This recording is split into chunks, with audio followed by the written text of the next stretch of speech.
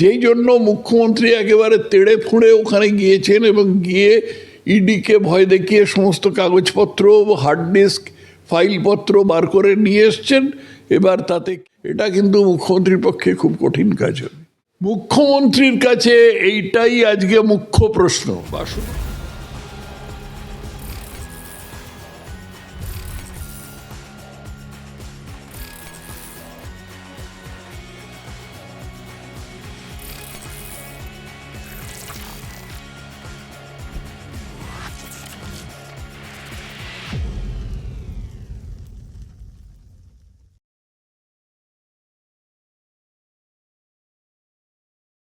এবং ক্ষমতা ইডির আছে, সেটাকে যদি বাধা দেয় কেউ, তাহলে তার সঙ্গে আমরা তো এই ব্যাপারটা টিভি মারফত এবং অন্যান্য মিডিয়া মারফতই দেখেছি।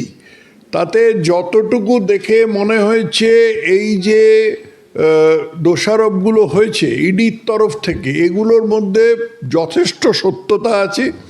ঘটনাটা খুব মোটাভাবে দেখতে গেলে হচ্ছে যে ইডি একটা তদন্ত করছিল এদের অফিসে ঢুকে। সেই তদন্ত কয়লার জন্য কি ওদের কাগজপত্র বা তৃণমূলের কোনো একটা কিছু গোপন নথি বার করবার জন্য, এটা কেউ জানে না। আজ পর্যন্ত কেউ বলতে পারেনি, কেউ নথিগুলো দেখেনি। নথিগুলো পরে মমতা ব্যানার্জি এসে ডিজি এবং সিপি দুজনের থাকাকালীন মমতা ব্যানার্জি সেগুলো ছিনিয়ে নিয়ে চলে যান। অতএব এটা একটা ব্যতিক্রমী ঘটনা এবং এরকম ধরনের একটা যে জিনিসটা হয়েছে তাতে যে দোষারোপটা ইডি করছে তার মধ্যে সত্যতা আছে বলে মনে হয়, আমার বিশ্বাস। কারণ যে ঘটনাগুলো ঘটেছে বলে ইডি বলছে সেগুলো তো ঘটেছে, আমরা তো দেখেছি যে মমতা ব্যানার্জি ওখানে গিয়েছিলেন একটা বেসরকারি সংস্থা তার অফিসে। সেই বেসরকারি সংস্থার অফিসে কিছু ছিল না, ছিল কি না এবং কী ছিল সেটা এখন পর্যন্ত কেউ জানে না। ওরা বলছেন যে ওর মধ্যে তৃণমূলের নানা রকম গোপন নথি ছিল। ইডি আগাগোড়াই বলে এসেছে যে ওরা ওই অফিসে গিয়েছিল কয়লা কেলেঙ্কারি সম্বন্ধে যে কিছু কাগজপত্র আছে বা কিছু ঘটনাক্রম আছে সেটা সম্বন্ধে তদন্ত করতে। তো ব্যাপার হচ্ছে যে কাগজগুলো মমতা ব্যানার্জি নিয়ে গেছেন সেই কাগজগুলো ওরা যদি প্রকাশ করে দেখান যে ওর মধ্যে কী আছে, আমাদের দেখাবার দরকার নেই, প্রকাশ্যে দেখাবার দরকার নেই, কিন্তু ধর্মাবতারদের যদি দেখান যে ওরা নিয়ে গেছে এবং প্রমাণ করেন যে এইগুলোই সেই কাগজ, অন্য কতগুলো কাগজ বার করে দেখিয়ে দিলেন, কোনো পুরনো খবরের কাগজ বার করে দেখিয়ে দিলেন, তাহলে হবে না। সেটা যদি দেখান তাহলে ব্যাপারটা কিছু হতে পারে, কিন্তু তা না হলে এটা তো সরাসরি বলা যেতে পারে যে ইডি একটা সাংবিধানিক সংস্থা, যাদের আইনগতভাবে এরকম তদন্ত করবার অধিকার আছে, তাদের কাজে বাধা দেওয়া একটা আইনত অন্যায়, একটা ক্রাইম, একটা অপরাধ। এবং এই অপরাধী আজকে দেশের একটা অঙ্গরাজ্যের মুখ্যমন্ত্রী, তার চেয়ে কম কিছু নয়। সঙ্গে আছেন পুলিশের দুজন একেবারে শীর্ষস্তরের আমলা। এটাই হচ্ছে সবচেয়ে আশ্চর্যের এবং ব্যতিক্রমী বিষয়। এগুলো তো ঘটনা, এগুলো সম্বন্ধে বলার কিছু নেই, এগুলো ঘটনা হিসেবে তো এগুলো অস্বীকার করার কোনো জায়গা নেই এবং এরাও অস্বীকার করতে পারবে না। এই যে তাবড় বড় বড় আইনজীবী, অর্থাৎ অভিষেক মনু সিংভি এবং কপিল সিবাল, যাদের এরা দাঁড় করিয়েছেন, তারাও এগুলোকে অস্বীকার করতে পারবেন না। এগুলো কোয়েশ্চেন অফ ফ্যাক্টস এবং অ্যাডমিটেড কোয়েশ্চেন অফ ফ্যাক্টস হবে। ওরা এগুলো ব্যাখ্যা করবেন নানাভাবে, এই ব্যাখ্যা সেই ব্যাখ্যা চাপাবেন। এগুলো ঘটনা, এগুলো তো অস্বীকার করবার জায়গা নেই। এই ঘটনাগুলো নিয়ে বলবার কিছু নেই, এগুলো ঘটনা। এর ভিত্তিতে মহামান্য বিচারপতিরা যা সিদ্ধান্ত নেবেন, কিন্তু ঘটনাগুলো অস্বীকার করবার কোনো জায়গা নেই। হ্যাঁ, এই পিএমএলএ কথাটা বুঝতে হবে। প্রথম কথা, ঘটনা যেটা বলা হয়েছে সেটার মধ্যে তো আবার বলছি যে কোনো অস্বীকার করার জায়গা নেই। পিএমএলএ মানে কি? Prevention of money laundering act. অর্থাৎ মানি লন্ডারিং, কালো টাকাকে সাদা করবার প্রক্রিয়া, সেটা যাতে করতে না, সেটা করার থেকে কারুকে যাতে বিরত করা যায়, এরকম একটা দায়িত্ব ইডির ওপর আইন দিয়েছে। আবার বলছি, আইন ইডির ওপর একটা দায়িত্ব দিয়েছে যে যদি কেউ কালো টাকাকে সাদা করবার চেষ্টা করে তাহলে তাকে আটকানো, তার থেকে বিরত করার দায়িত্ব এবং ক্ষমতা ইডির আছে। সেটাকে যদি বাধা দেয় কেউ, তাহলে তার সঙ্গে, তার ব্যাপারেও নিশ্চয়ই পিএমএলের একটা কোনো সেকশন আছে। আমি আইনটার সঙ্গে এত পরিচিত নই বলে আমি খুব বিস্তারিতভাবে বলতে পারছি না এটা, কিন্তু তার একটা ব্যাপার আছে। কিন্তু এই পিএমএলএটা যে এমন একটা আইন যেটাতে বাধা দেওয়ার পরিণাম খুব খারাপ হতে পারে, তার কারণ ইডি যে কাজগুলো করছিল তাতে বাধা দেওয়া মানে হচ্ছে কালো টাকাকে সাদা করবার যে প্রচেষ্টা সেটাকে সমর্থন করা। এবার বাকিটা বিচারপতিরা বলবেন।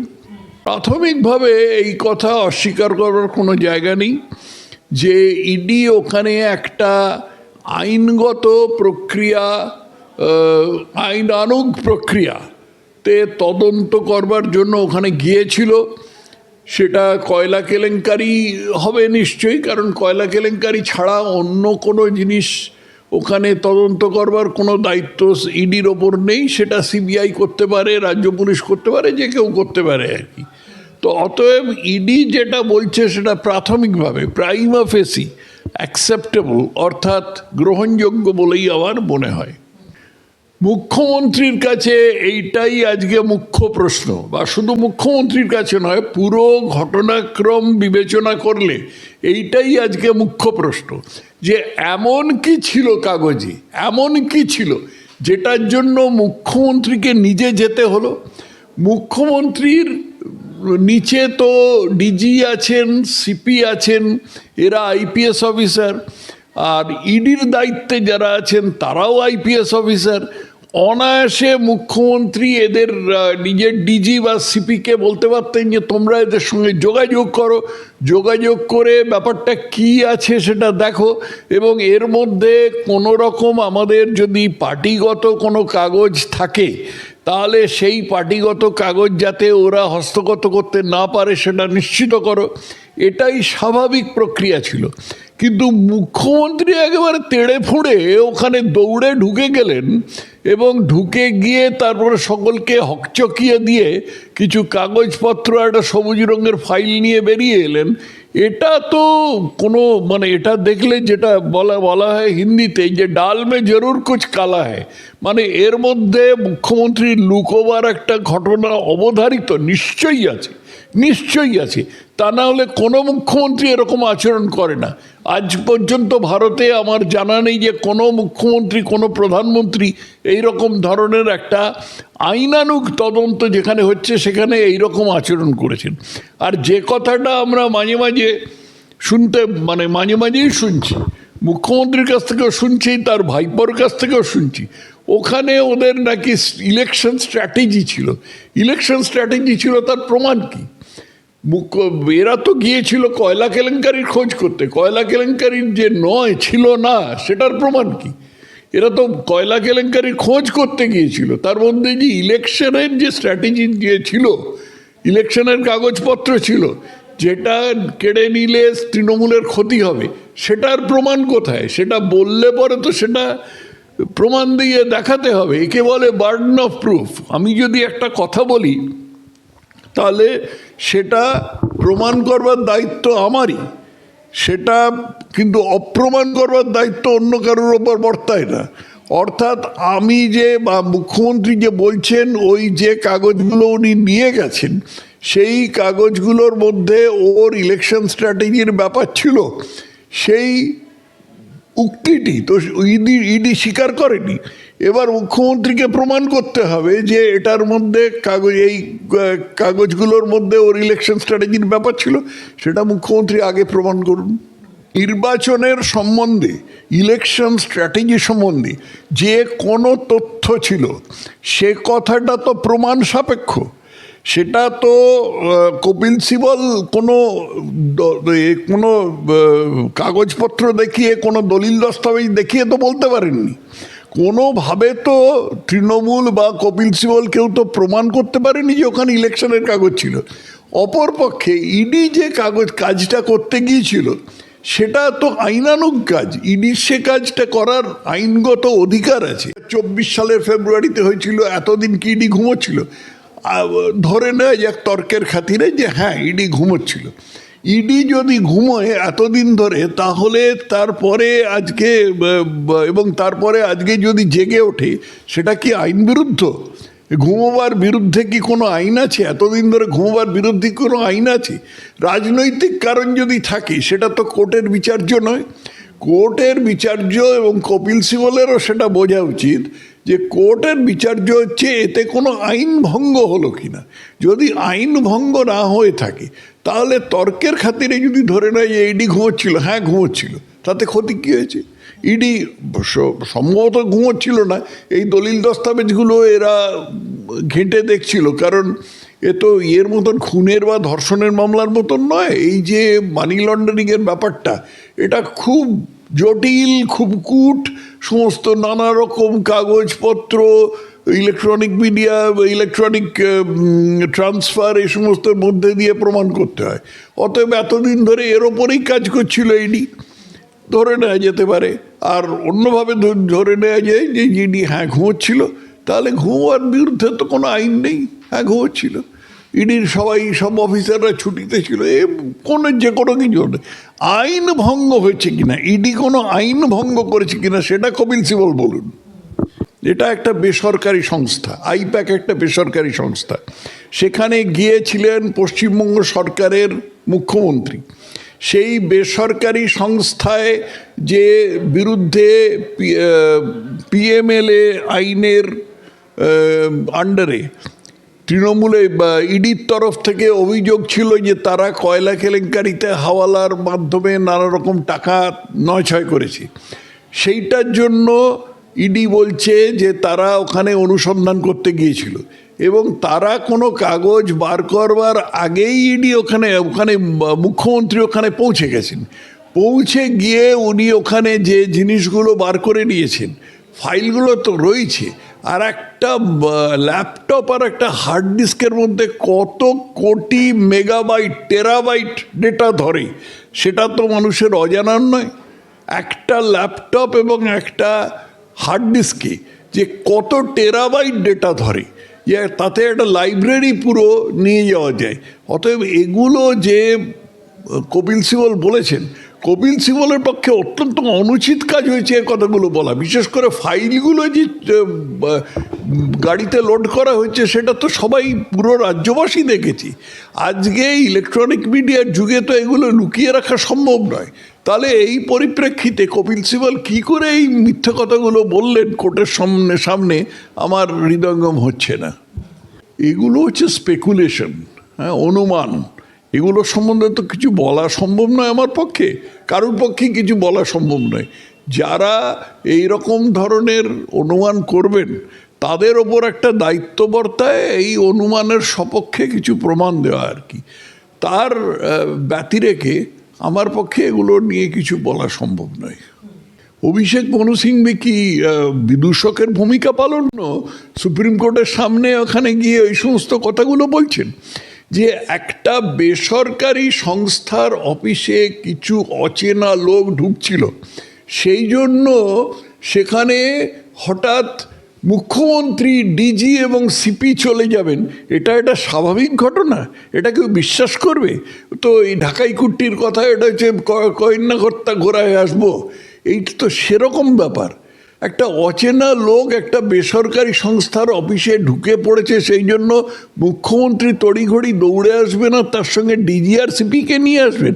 হ্যাঁ, বুঝলাম যে ওর ব্যক্তিগত নিরাপত্তার জন্য, Z+ ক্যাটাগরি ইত্যাদির জন্য এরা ডিজি এবং সিপি এসছেন, সব ঠিক আছে। গেলেন কেন? যাবার কি দরকার ছিল ওর ওখানে? গেলেন কেন? এইটাই হচ্ছে সবচেয়ে বড় প্রশ্ন। কিসের জন্য গেলেন?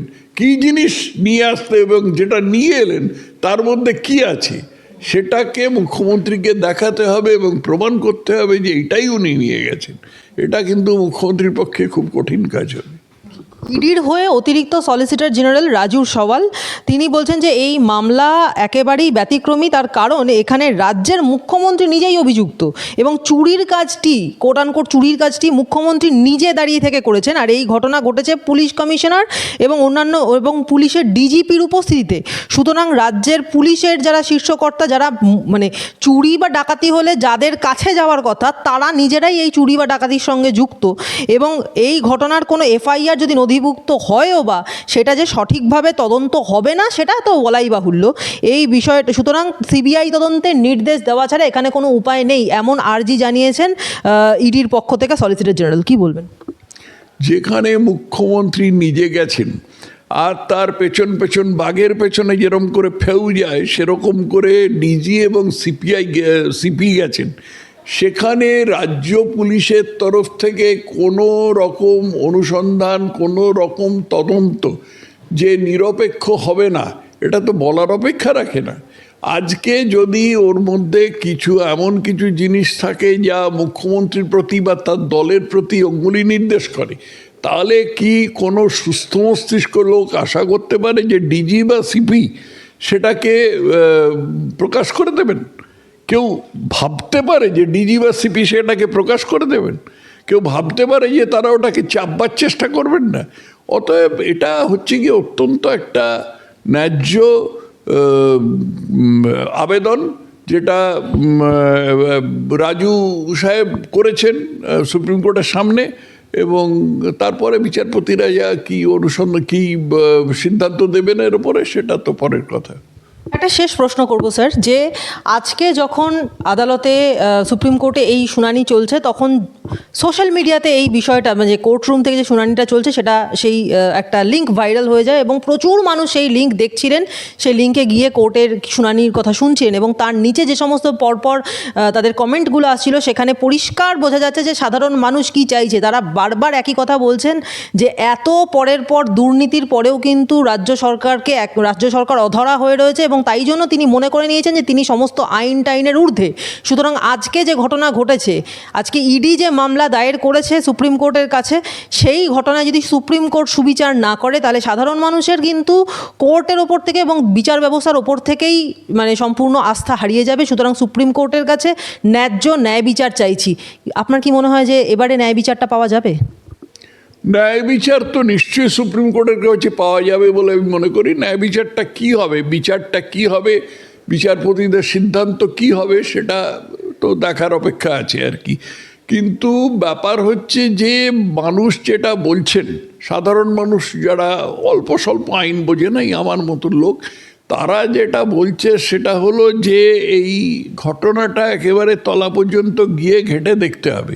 কারণ কোনো সাধারণ ব্যাপারে মুখ্যমন্ত্রী দৌড়ে এরকম একটা বেসরকারি অফিসে ঢুকে যান না এবং সেখান থেকে তাড়া তাড়া ফাইল বার করে সেগুলোকে গাড়িতে লোড করা হয় না। মুখ্যমন্ত্রীর সঙ্গে ডিজি এবং সিপি যান না। মুখ্যমন্ত্রীর ব্যক্তিগত এর জন্য ব্যক্তিগত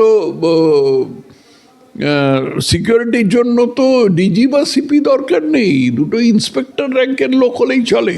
তারা যথেষ্ট তাকে মুখ্যমন্ত্রীকে সিকিউরিটি দিতে পারেন। তো এই পুরো জিনিসটা দেখে তো একটা জিনিস একেবারে পরিষ্কার যে ডাল মে কুছ কালা হ্যায়, কিছু একটা লুকোবার আছে, যেই জন্য মুখ্যমন্ত্রী একেবারে তেড়ে ফুঁড়ে ওখানে গিয়েছেন এবং গিয়ে ইডিকে ভয় দেখিয়ে সমস্ত কাগজপত্র, হার্ড ডিস্ক, ফাইলপত্র বার করে নিয়ে এসছেন। এবার তাতে কি আছে এবং তার থেকে কি সিদ্ধান্ত করা যেতে পারে সেটা বিচার্য, সেটা তো বিচারপতিদের বিচার্য। একটা কথা খালি আমি বলবো, আজকে যদি এর পরে কোনো সিদ্ধান্ত না হয়, ব্যাপারটাকে যদি ওই তারিখের মধ্যে চলে যায়, তাহলে মমতা ব্যানার্জি রাজ্যের জনসাধারণের সামনে বলবেন যে কিছু করতে পারলি, আমি তো গেলাম ওখানে গিয়ে তো হার্ড ডিস্ক আর কাগজপত্র নিয়ে বেরিয়ে এলাম, আমাকে কেউ ছুঁতে পারলি? কেউ পারলি না। আমি হচ্ছি মমতা ব্যানার্জি, আমি সব আইনের ঊর্ধ্বে, এইরকম একটা বার্তা মমতা ব্যানার্জি দেবেন। নিঃসন্দেহে যদি ব্যাপারটাতে তার সপক্ষে কোনো সিদ্ধান্ত হয় বা ব্যাপারটা যদি ওই তারিখের মধ্যে চলে যায়, তাহলে এইরকম একটা সম্ভাবনা আছে, এটা আমার মনে হয়।